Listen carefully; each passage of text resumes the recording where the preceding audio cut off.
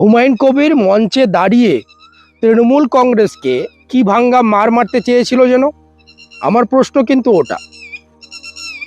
ঘটনা হলো, এই যে গতকাল হুমায়ুন কবিরের যে কুকীর্তি ফাঁস হয়েছে, ওনার যে কাণ্ড কারখানা ফাঁস হয়ে গেছে, মানুষের সামনে উন্মোচন হয়েছে, এবার পাবলিক ধরে হুমায়ুন কবিরকে কি ভাঙ্গা মার মারবে, সেটা এখন সব থেকে লাখ টাকার প্রশ্ন হয়ে দাঁড়িয়েছে।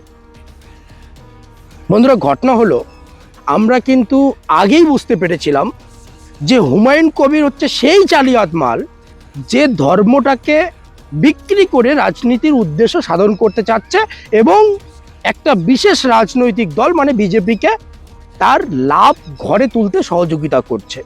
উনি একটা ডিল করেছে, মুসলিম সম্প্রদায়কে টাকার বিনিময়ে মুসলিম সম্প্রদায়ের ভোট ব্যাংক বিক্রি করতে চেয়েছিল। কিন্তু একটা কথা আছে যে সবুরের গাছে নেওয়া ফলে, মানে আমরা আগেই বুঝতে পেরেছিলাম, এমনকি মুর্শিদাবাদ থেকে 1000-2000 কিলোমিটার দূরের মুসলিম সম্প্রদায়ও আগেই বুঝতে পেরেছিল। সব থেকে বড় কথা হচ্ছে, যে বড় একটা মানুষ বুঝতে ভুল করেছে সেটা হচ্ছে আসাউদ্দিন ওয়েসি। তিনি সেই জিনিসটা বুঝতে চায়নি বা বুঝতে পারেনি, না কোথাও ওই হুমায়ুন কবিরের সঙ্গে চিন্তাভাবনার তারও মিল রয়েছিল। এই কারণে সে সমস্ত কিছুর ঊর্ধ্বে গিয়ে এই জালিয়াত মালটার সঙ্গে ডিল করেছে বা জোটবদ্ধ হয়েছে। কিন্তু গতকাল এই হুমায়ুন কবিরের কুকীর্তি ফাঁস করার পর, মানে ফাঁস হওয়ার পর আসাউদ্দিন সাহেবেরও হাঁসফাঁস অবস্থা শুরু হয়েছে এবং শেষমেশ উনি কিন্তু তড়ি ঘড়ি এই জালিয়াত মালটার সঙ্গে হুমায়ুন কবিরের সঙ্গে যে জোট, সেই জোট ত্যাগ করেছে। আর কিছু অন্ধভক্ত, মানে মুসলিম অন্ধভক্ত, আমি নাম করে বলছি, তারা হুমায়ুন কবির বাবরি মসজিদ বানাচ্ছে বলে হুমায়ুন কবিরকে বাপ বানিয়ে ফেলেছে। পরিষ্কার কথা, এগুলো কথা আজকে বলতে হচ্ছে। যে জিনিসটা আমরা বিগত 6 মাস আগেই বুঝতে পেরেছি, ধরে নিন, সেই আমরা যখন হুমায়ুন কবিরের সেই কুকীর্তি বা হুমায়ুন কবির কেন এসব করছে, কেন এই ধর্মীয় রাজনীতি করছে, কেন বাবরি মসজিদ এই ভোটের প্রাককালে করতে যাচ্ছে, সেই জিনিসগুলো যখন মানুষকে বোঝানোর চেষ্টা করতাম, কিছু নেড়িকুত্তা, কিছু হুমায়ুন কবিরের অবৈধ সন্তান ঘেউ ঘেউ করা শুরু করে দিত, তেড়ে আসা শুরু করে দিয়েছিল। তারা আজকে হাড়ে হাড়ে টের পাচ্ছে যে তাদের ভোট বিক্রি করে একজন তার যে ধনের আড়ত সেটা ভরতে শুরু করে দিয়েছিল। আজকে কোথায় আমরা দেখেছি মানুষের যে ভাবাবেগ, একটা বাচ্চা মাথার মধ্যে ইট তুলে নিয়েছিল, প্রতিটা জায়গার মানুষজন তাদের একটা ভাবাবেগ থেকে, একটা আশা থেকে, ভরসা থেকে, ভালোবাসা থেকে, সম্মান থেকে এই বাবরি মসজিদের উদ্দেশ্যে দান করেছে, ইট প্রদান করেছে। দূর দূরান্ত থেকে মানুষ সেখানে দেখতে গিয়েছিল, বাড়ির পাশের মসজিদ ছেড়ে শুক্রবার সেখানে গিয়ে নামাজ পড়তে শুরু করে দিয়েছিল।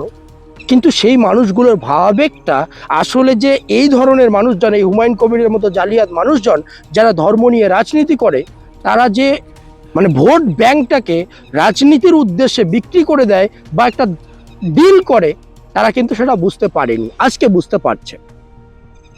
বুঝতে পারছে ঘটনাটা কি হয়েছে। এখন যেটা দেখা যাচ্ছে যে কিছু মানুষজন এখনো পর্যন্ত, কিছু অন্ধভক্ত মানতে নারাজ যে এই ভিডিও সত্যি। হুমায়ুন কবির বলছে এই ভিডিও এআই জেনারেটেড, আর হুমায়ুন কবিরের সঙ্গে ঠিক ওই একটা কথা আছে না, চোরে চোরে মাস্তুতো ভাই, ওই হুমায়ুন কবির এবং শুভেন্দু অধিকারীর গোলা কোথাও যেন মিশে যাচ্ছে। শুভেন্দু অধিকারীও বলছে এই ভিডিও এআই জেনারেটেড হতে পারে। আমি সেই সমস্ত অন্ধভক্তদের বলতে চাই, কোনোদিন চ্যাট জিপিটি ইউজ করেছো, কোনোদিন জেমিনাই ইউজ করেছো, যে তোমরা বলছো এটা AI generated video? AI generated কি, এআই কি সেটা তোমরা জানো? এই ভিডিও এআই জেনারেটেড নয়। আর এই ভিডিও তৃণমূল কংগ্রেস জারি করেনি, এই ভিডিও অন্য কোনো রাজনৈতিক দল জারি করেনি। এই ভিডিও, এই স্টিং অপারেশনের ভিডিও সোশ্যাল মিডিয়ায় ভাইরাল হয়েছে, তারপর সেটা তৃণমূল কংগ্রেস জারি করেছে। এই ভিডিও এআই জেনারেটেড নয়, এই ভিডিও ডিপ ফেক ভিডিও নয়, এটা একটা সত্যি, যেটা একটা জালিয়াত, একটা ধর্ম ব্যবসায়ী হুমায়ুন কবিরের পদ্মা ফাঁস করে দিয়েছে। আজকে একটা জিনিস আপনাদেরকে বোঝার বিষয়, যে যেখানে হুমায়ুন কবিরের এই যে মুসলিম সম্প্রদায়ের ভোট বিক্রি করা, এই যে মসজিদ মন্দিরের রাজনীতি করা, এই যে ধর্ম ব্যবসা করা, এই জিনিসটাই কেলোর কীর্তি ফাঁস হয়েছে, আর তার সঙ্গে গলা মেলাচ্ছে শুভেন্দু অধিকারী।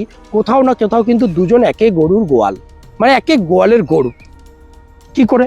কারণ হুমায়ুন কবির যেভাবে মুসলিম সম্প্রদায়ের ভোটকে ডিল করছে, ব্যবসা করছে, ঠিক একইভাবে আজকে শুভেন্দু অধিকারী হিন্দু সম্প্রদায়কে বোকা বানানোর চেষ্টা করছে, বোকা বানানোর প্রচেষ্টা চালিয়ে যাচ্ছে, রাজনীতিতে ধর্মকে ব্যবহার করছে। হুমায়ুন কবির যেভাবে মন্দির মসজিদে রাজনীতি করেছে, ঠিক একইভাবে শুভেন্দু অধিকারীও মন্দির মসজিদে রাজনীতি করেছে।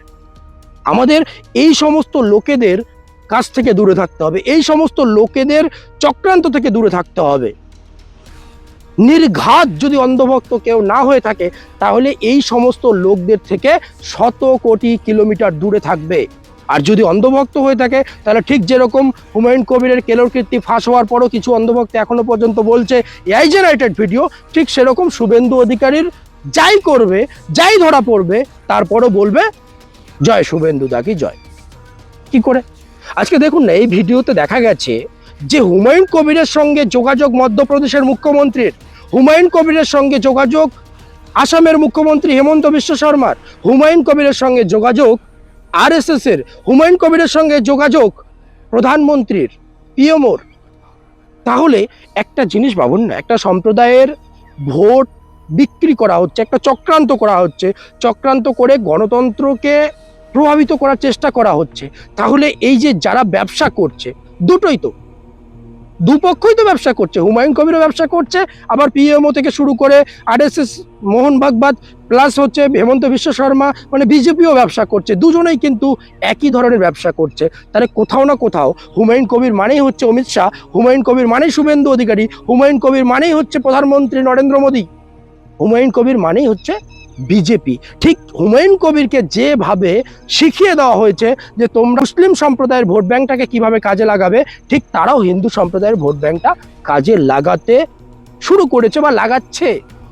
আসলে একটা কথা ভাবুন তো, আমি যদি হুমায়ুন কবিরকে ভোট দিতাম, তাহলে কি আমি পেট্রোলটা 50 টাকা লিটারে পেতাম? আমি কি রান্নার গ্যাসটা 800 টাকা ট্যাঙ্কি পেতাম? কখনোই কোনোভাবে মুসলিম লিডারকে ভোট দিলেই যে এই সমস্ত সুযোগ সুবিধা পাওয়া যাবে এটা নয়। হ্যাঁ, যে কেউ, সে তার পছন্দ হয়, তার স্বাধীনতা রয়েছে, গণতান্ত্রিক অধিকারের স্বাধীনতা রয়েছে, সে হিন্দু লিডারকে ভোট দিতে পারে, সে মুসলিম নেতাকে ভোট দিতে পারে। কিন্তু ভাবার বিষয়, আমি কি সেইভাবে চুজ করে ধর্মীয় কারণে যদি কোনো লিডারকে ভোট দেই, তাহলে কি আমি সুযোগ সুবিধাগুলো পাবো? এটা অবশ্যই একটা ভাবার বিষয়। আজকে দেখুন না, এই যে এভাবে হুমায়ুন কবির যেভাবে একটা মসজিদের রাজনীতি করে হিন্দু মুসলিম সম্প্রদায়কে একটা বিপদে চালনা করছে, রাজনীতির একটা বলা চলে দানা হিসেবে ব্যবহার করা শুরু করেছে।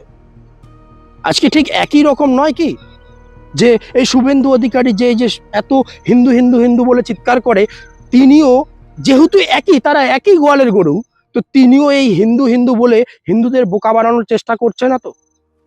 হিন্দু ধর্মটাকে রাজনীতির জন্য ব্যবহার করছে না তো? এই প্রশ্নটা আমাদের, এই একটা হুমায়ুন কবির সমস্ত, যদি আমরা সুচিন্তন মানুষ হয়ে থাকি, যদি আমাদের মধ্যে সেই চিন্তা ভাবনা করার শক্তি থাকে, তাহলে আমাদের চোখগুলো কিন্তু খুলে যাওয়ার জন্য এই হুমায়ুন কবিরের কেলোর কীর্তি ফাঁস। এরা আসলে রাজনীতির আঙ্গিনায় ধর্মকে ব্যবহার করে নিজেদের উদ্দেশ্য সাধন করার জন্য, রাজনৈতিক উদ্দেশ্য সাধন করার জন্য। এই জিনিসটা আমাদের বোঝার জন্য এই হুমায়ুন কবিরের কীর্তি যথেষ্ট। হুমায়ুন কবির একটা ভালো কাজ করে গেল, যে আমরা যারা এই যে রাজনীতিতে ধর্মীয় ভাবাবেগকে কাজে লাগানোটাকে পছন্দ করি, আমরা যারা মানে চোখ কান বন্ধ করে বিশ্বাস করি, সেই জিনিসগুলো থেকে যদি মানুষ সুচিন্তন হয়ে থাকে, তাহলে সরে আসবে, যথেষ্ট।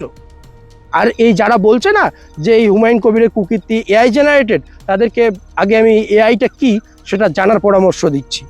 ধন্যবাদ সকলকে, আপাতত এখানে শেষ করছি, বাকিটা পরে দেখা হবে।